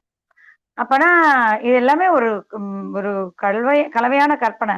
இவனுக்கு தான் அது 3 நாள் ஓடுன மாதிரி தோணும் அந்த கனவுல. ஆனா அப்புறம் பக்கத்துல இருந்த மனைவி கத்துறதா தோன்றதும் எனக்கு எல்லாமே ஒரு ஹாலுசினேஷன் தான். எதுவுமே உண்மை கிடையாது. எல்லாமே கனவுல தான் அவனுக்கு தோணுது. அதுக்கப்புறம் அந்த மனைவி வந்து காலையில ரொம்ப சர்வசாதாரணமா அவளுக்கு நிஜமாவே கழுத்துல 2 ஏதோ இது மாரி காயம் மாரி இருந்ததுன்னா, அவ அடுத்த நாள் காலைல அவ எழுதி வச்சிருப்பா. அது எதுவுமே இல்ல. எல்லாமே இவரோட கற்பனை தான். 3 நாள் ஆயிடுச்சு. அவ காணோம் அங்க. அதெல்லாம் இவர் போய் எட்டி பார்க்கறது எல்லாமே இவரோட மன கற்பனை தான். அடுத்த நாள் காலையில சர்வசாதாரணமா அவ சொல்லிட்டு போயிட்டே இருப்பா. அது இது ஆம்பளைங்கலாம் இப்படிதான் சொல்லிட்டு. ஆக்சுவலா இதுல 2 விஷயம் இருக்கும். இந்த 30கள் காலகட்டம்ங்கிறது வந்து எல்லாருமே கூட்டு குடித்தனமா இருந்த காலகட்டம். அதிலிருந்து ஒரு நகரத்தை நோக்கி பிழைப்பதற்காக வர்றாங்க. அப்ப இந்த அளவுக்கு வசதிகள்லாம் கிடையாது. இவ்ளோ கான்ஃபிடன்ஸ் கிடையாது. அறிவியலும், மருத்துவமும் இந்த அளவுக்கு வளரல. அந்த மாரியான காலகட்டத்தில ஒரு கர்ப்பிணி மனைவியோட ஒரு சாதாரண ஒரு வாழ்க்கை வாழறோருடைய மனநிலை எப்படி இருக்கும் அப்படிங்கிறது தான் இந்த கதையில மெயினா. அதுல அந்த காலத்துல அவருக்கு இருந்த புரிதல்ல அ அ வ திடீர்னு ஒருத்தவங்க வராங்க. அவங்க இது மாரி ஏதோ பண்ணிர்றாங்க. என்னோட மனைவிக்கு ஏதோ பண்ணிடுவாங்க அப்படிங்கிற பயம் இவருக்கு இருக்கு. வழக்கமா என்ன சொல்லுவாங்க, கர்ப்பிணி பெண்களுக்கு தான் இது மாரியான ஹாலுசினேஷன்ஸ்லாம் தோணும். அவங்களுக்கு வந்து மனசு ஒரு இடத்துல இருக்காது. கற்பனைகள்ல நெறைய இருப்பாங்க அப்படிலாம் சொல்லுவாங்க. ஏன்னா அது வந்து ஒரு உணவு ம் பற்றாக்குறையினுடைய குறைபாடு. அந்த நேரத்துல இருக்கிற வாந்தி, அதுல வர உடல் அ அசதி, இதெல்லாம் சேர்ந்து ஒரு இதுல இருப்பாங்க. பயத்திலயும் இதுலயும் இருப்பாங்க. ஆனா இதுல வந்து அந்த அம்மா வந்து அப்படி இருந்தாலும் அத சமாளிக்கிறாங்க. இந்த ஆண் வந்து அத அவரால தாங்கிக்க முடியல. அவர் அதுக்குள்ள போயிறாரு. அப்படிதான் எனக்கு தோணுது. இது உண்மை இல்ல. எதுவுமே உண்மை இல்ல. வாசனை வந்த மாரி இருக்குது. காணாம போயிடுச்சு. சுட சுட விபூதி குளிக்கிறாரு. ஆனா மேல ஏறி வரும்போது படிக்கட்டி மேல ஏறி வரும்போது தான், அவர் கையில சேமக்கலையுமே இல்லையே! அப்படின்னு தோணுது. ஆனா அது சத்தம் கேட்குது. அப்போ வந்து இவருக்கான குழப்பம் தான் இது அப்படிங்கிறது வந்து கிளியரா கடைசி பேராகிராஃப்ல எஸ்டாப்ளிஷ் பண்ணிடுறாரு. எல்லாமே வந்து கற்பனை தான் அப்படிங்கிறது. அது அது வரைக்கும் அது ஏதோ திகில் கதை மாரியே தோணுது. இது மட்டும் இல்ல கலி நெறைய எழுதியிருக்கிறாரு இவரு இது மாரி. இந்த ரத்த காட்டேரி பத்தி. செவ்வாய் தோஷம் ஒரு கதை. அதுல இது மாரி தான் எழுதியிருப்பாரு. அதுல வந்து அது உண்மையாவே இருக்கிற மாரி நம்பாத டாக்டர் நம்பிட்டு, சரி என்ன பண்றது? இது வந்து பயத்தினால இறந்தான்னு எழுதிருங்க அப்படின்னு சொல்லிட்டு சொல்ற மாரி முடிஞ்சிரும் அதுல. ஆனா இது மாரி நெறைய கதைகள் அவர் அட்டெம்ப்ட் பண்ணியிருக்கிறாரு. அந்த காலகட்டத்துக்கான நியதியா என்னன்னு தெரியாது. வறுமை அவருடைய எத்தனை கதைகள்லயும் இருக்கும் மீரா. அந்த சமயம் அப்படி, அந்த பீரியட் அப்படி. ஏன்னா புதுமை பித்தனே கடைசியா அ ரொம்ப சின்ன வயசுல தானே 40 எத்தன 40 பிளஸ் எக்ஸாக்ட்டா ஞாபகம் இல்ல. ஆ அந்த வயசுலயே அவருக்கு வந்து காச நோயினால இறந்து போயிறாரு. நாளைக்கு வந்து நம்ம கண்மணி கமலாவுக்கு படிக்கலாம் காளி. அதுலயும் வறுமை தான் இருக்கும். ஆனா வறுமையில தான் வாழ்ந்து இறந்தவர். அவர் நினைச்சிருந்தா மேபி அவர் பிஏ இங்கிலீஷ் லிட்ரேச்சர். அவர் அந்த காலத்திலேயே ஒரு நல்ல வேலைக்கு போயிருக்கலாம். நல்ல வாழ்க்கை வசதியான வாழ்க்கை வாழ்ந்திருக்கலாம். ஆனா அப்படி இல்லாம இந்த எழுத்தாள் பணி அப்படின்னு தேர்ந்தெடுத்ததுனால, அவரும் வறுமையில தான் இருந்தாரு. வறுமை பற்றி நிறையவே எழுதியிருக்கிறார். ஆ அது 80கள்ல 70 வந்த சினிமாக்கள்லாம் எல்லாமே கடைசில லவ்வர்ஸ்லாம் சூசைட்ல போய் முடிவாங்க. ஏன்னா வாழறதுக்கான வழியே இருக்காது. இன்றைக்கு அப்படி இல்லன்னு வச்சுக்கங்க. அல்லது வறுமையில இருப்பாங்க. அது அது வந்து இனியும் மேபி இன்னொரு 20 வருஷம் கழிச்சு அப்படியான படங்கள் பார்க்கலாம். ஏன்னா நாடு அப்படி போயிட்டு இருக்குதுன்னு வச்சுக்கோங்க. சாப்பாடுக்கு இல்லாம பிச்சைக்காரர்கள் நெறைய பேரு, பைத்தியமானவர்கள் நெறைய பேர் பார்க்க முடியுது. அது இன்னும் ஜாஸ்தி போகலாம். ஆனா அந்தந்த பீரியட்ல என்னென்ன பார்க்குறாங்களோ மெஜாரிட்டி அதுதான் அவங்க பதிவு பண்ண முடியும். அதுதான் விஷயம். அது ஒண்ணு. ஓகே. அடுத்தது சிற்பியின் நரகம். ரொம்ப ரொம்ப ஒரு கடினமான ஒரு கதை அது ஆக்சுவலா. ஆ எப்படின்னா, ஆ அந்த நேரத்துல வந்து அ யாரெல்லாம் அங்க இருக்கிறாங்க அப்படிங்கிறது. யவனர் வந்து போற அளவுக்கு இடம் இருந்திருக்கு. காப்பிரிகள் இருந்திருக்காங்க. ஜைனர்கள் இருந்திருக்காங்க. அந்த சிலைய பார்த்த உடனே அந்த சாமியார் வந்து இந்த சிலை வந்து வச்சுட்டாங்கன்னா இனி ஜைனர்கள் தொலைந்தார்கள் அப்படிங்கிறது. அந்த அந்த சைவ மதம் வந்து மேலோங்க ஆரம்பிச்சிருக்கிற ஒரு காலகட்டத்துல நடக்கிற ஒரு கதையா அதை எடுத்துக்கலாம். அந்த காலகட்டத்துல என்ன நடந்திருக்க கூடும் அப்படிங்கிறது வந்து ஒரு கற்பனையில எழுதியிருக்கிறாரு. அதுல ஒரு சிருஷ்டி வருது. பொற்பாதம் தூக்கி ஆடிய நடராஜர் சிலை வந்து எப்படி வந்திருக்கலாம் அப்படிங்கிற ஒரு கற்பனை. ஒரு சாதாரண சிற்பி சாதாரணமா வடிக்கிறார் அவர். அதுல வந்து இது எல்லாத்தையும் கொண்டு வந்து சேர்க்கிறார். அது இதுல வந்து எந்த மதத்தையும் அவர் விட்டு வைக்கல. தன்னோட தான் பிறந்து வளர்ந்த ஊர்ல இருக்கிற கடவுள்களையும் சொல்றாரு. அதுக்கப்புறம் ஜூபிட்டரையும் சொல்றாரு. அதே மாதிரி இங்கேயும் வந்து உங்க கந்தன், இப்போ நம்ம பேசுறவங்க வந்து ஒரு சிலவங்க வந்து இது சொல்றாங்கல்ல, கந்தன் வந்து இந்த இந்த இந்த அதாவது முருகன் வந்து இந்த நிலத்தோட கடவுள் அப்படின்னு. அது எதையுமே விட்டு வைக்கல. எல்லாமே ஒரு குப்பை தான்ப்பா. இது எதுவுமே தேவையில்லாதது. மனுஷன் தான் படைக்கிறான். மனுஷன் தான் எல்லாத்துக்குமான காரணம் அப்படிங்கிறது தான் பைலார்காசுடைய வாதம். அந்த வாதம் கடைசியா அந்த சிலை செஞ்ச சிற்பியனோட மனசுலயும் போயிடுது. ஆனா அது ஒரு மனசுல போகும் பொழுது எல்லாமே கைமீறிடுச்சு. எதுவுமே பண்ண முடியல. அவருமே திரும்ப தன்னை தானே ஆசுவாசப்படுத்திக்கிறதுக்கு ஒரு அந்த அவர் அவர் அவர் பின்பற்றக்கூடிய சமயமான சைவத்துல இருக்க விபூதி எடுத்து நெத்தியில பூசிக்கிட்டு தன்னை தானே ஆசுவாசப்படுத்திக்கிறது மட்டும்தான் நடந்திருக்கு. இதுதான் நிறைய பேருடைய நிலைமை இன்றைக்கு. கடவுள் நம்பிக்கையோ அல்லது மத நம்பிக்கையோ மத நம்பிக்கையோ வெறியா மாறுறதோ, இது அத்தனைக்குமான காரணம் வந்து புரிதல் இல்லாதது. புரியும் பொழுது அந்த அதை நிறைவேற்ற முடியாத ஒரு நிலையில தான் இருக்கிறாங்க நிறைய பேர். அதை தாண்டி ஒரு சிலர் தான் பைலார்காஸ் மாதிரியோ பெரியார் மாதிரியோ ஒரு சிலர் தான் இருக்க முடியும். ஆனா அந்த ஒரு சிலர் வந்து அரசாங்கத்தால் துடைத்தெறியப்படுவார்கள் அப்படிங்கிறது உண்மை. அதை துடைத்தெறியப்படாம நீண்ட நாட்கள் சாதிக்கிறவங்க ரொம்ப ரொம்ப கம்மி. அப்படி சாதிக்கிறதுல ஒருத்தர் தான் வந்து நம்ம நிச்சயமா பெரியார் சொல்லலாம். அந்த மாதிரி ஒரு சிலவருக்கு மட்டும்தான் இருக்க முடியும். ஒரு சிலையை பார்க்கும் பொழுது தோணலாம் எதுவுமே வந்து மனிதனோட சிருஷ்டி மட்டும்தான். அதுக்கு மேல இவங்க கொண்டு போய் ஏத்தி அதுக்கு மேல வந்து ஒரு பெரிய சக்தியை கொண்டு போய் அதில் நிறுவிட்டதாகவும் மந்திரங்கள் மூலியமாக அதுக்கு ஒரு சக்தி வந்துட்டாகும் அந்த சிலை அப்படி இப்படி அதை கொண்டு அது மோட்சத்தை கொடுக்கக்கூடிய சிலை அப்படிங்கிற ஒரு இடத்துக்கு அதை கொண்டு போய் நகர்த்தி கொண்டு போய் வைக்கிறதுங்கிறது வந்து அந்த சிலைக்கு அந்த அந்த சிற்பிக்கு செய்யக்கூடிய ஒரு துரோகம் தான். அது வேற ஒரு இடத்துக்கு போயிடுது. அந்த சிலை அது செய்ய வேண்டிய வேலை வேற வேலையா போயிடுது. அது வந்து நிச்சயமா அந்த சிற்பிக்கு வந்து மன வருத்தத்தை கொடுக்குது. என்னைக்கு வந்து அந்த அந்த பிரதிஷ்டை சிலை பிரதிஷ்டை நடக்குதோ அன்னைக்கே அவருக்கு அந்த கனவு வருது. ஏன்னா சிலை பிரதிஷ்டை நடக்கும் பொழுது இவருக்கான மரியாதை எந்த அளவுக்கு இருந்திருக்குங்கிறது யோசிச்சுக்கலாம். அதுதான் அவருக்கு அந்த கனவை தூண்டுது. ஆனா அவரால் எதுவும் செய்ய முடியல அந்த நேரத்துல. அவர் சிலையை கொடுக்காமயே இருந்திருக்கலாம் பைலார்காஸ் சமிதி கேட்டு. அந்த புத்தி அவருக்கு முதல்லயே வரல. இது இன்றைக்கு சமூகத்தை இன்றைக்கு வரைக்கும் நடக்குது. எல்லா காலகட்டத்திலும் நடக்குது. அதுக்கு அனந்த கோடி வருஷங்கள் போனாலும் நடந்துட்டு இருக்குங்கிறதா உண்மை. இது இன்னொரு கதையிலையும் புதுமைப்பித்தன் சொல்லியிருப்பாரு. மனிதனை உருவாக்கிய கடவுளுக்கு ஒண்ணு மனுஷன் தன்னை அர்ப்பணிச்சுட்டு இருக்கணும். இல்ல கடவுளை உருவாக்கிய மனிதன் கடவுள் ஒண்ணும் இல்லைங்கிறத நம்ம தெரிஞ்சிருக்கணும். ரெண்டுமே இல்லாம வந்து குழப்படியா போயிட்டே இருக்குது.